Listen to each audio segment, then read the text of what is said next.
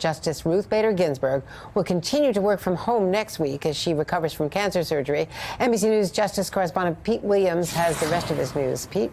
Well, the important part of this statement just out of the Supreme Court, Andrea, is that the doctors that have been examining her have found no further incident, no further evidence of any cancer. The cancer that they found in November and operated on her in December for 3 cancerous lumps on a portion of her lung that caused the doctors to remove that portion of her lung on December 21st. But here's the whole statement, and it's the last part that's the key. It says post-surgery evaluation indicates no evidence of remaining disease and no further treatment is required. From Kathy Arberg, the spokesman for the Supreme Court.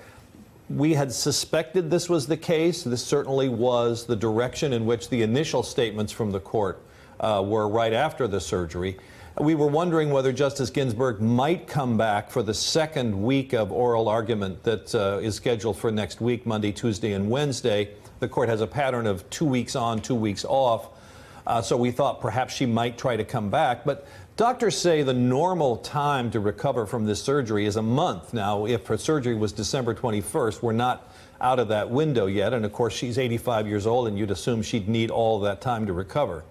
Now, Andrea, the Supreme Court will enter its what I call its long winter nap. They traditionally take this break after hearing argument in the first 2 weeks in January. The court will not be back in the courtroom. The justices will not be hearing argument again until February 19th. And the reason they do this is they have these initial cases that are argued starting in early October. This gives the justices a chance to work on decisions before they start hearing argument again and head for their end of June, end of the term. So presumably she will be back by the time the court is back on February 19th.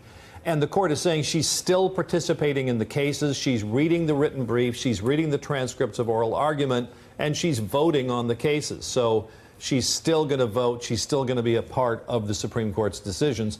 She just won't be a part of the justices' conference when they initially discuss and vote on the cases. But she is voting and will be deciding. Hey there, I'm Chris Hayes from MSNBC. Thanks for watching MSNBC on YouTube. If you want to keep up to date with the videos we're putting out, you can click subscribe just below me or click over on this list to see lots of other great videos.